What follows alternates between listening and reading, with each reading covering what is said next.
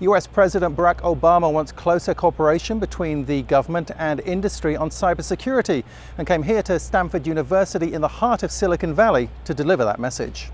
There's only one way to defend America from these cyber threats, and that is through government and industry working together, sharing appropriate information as true partners.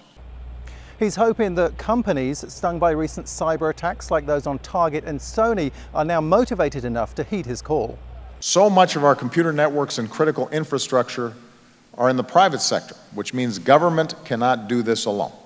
The private sector can't do it alone either, because it's government that often has the latest information on new threats. Also in attendance, one of the other big names was Apple CEO Tim Cook, who reminded executives of the need for their companies to safeguard the privacy of consumer information.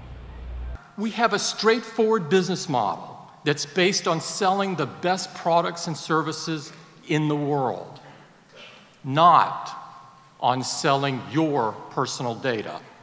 And Cook also spoke of the danger in some countries if personal information was leaked to the government.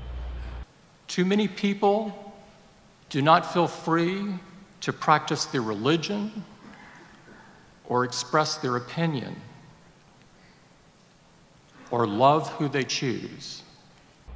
Cook might have been talking about more oppressive regimes, but in front of an audience that included US policymakers, it was also a reminder that the US government needs to rebuild trust with citizens after the Snowden revelations. But greater cooperation is required between industry and governments, according to one security expert.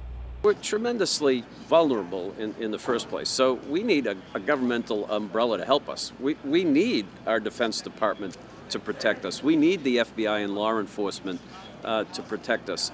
And we're interdependent. They need us. They need information. So what comes next? Well, the government is hoping that the momentum from today continues and hubs are formed in various industries for this information sharing. In fact, the president signed an executive order that makes that information sharing easier at the event today.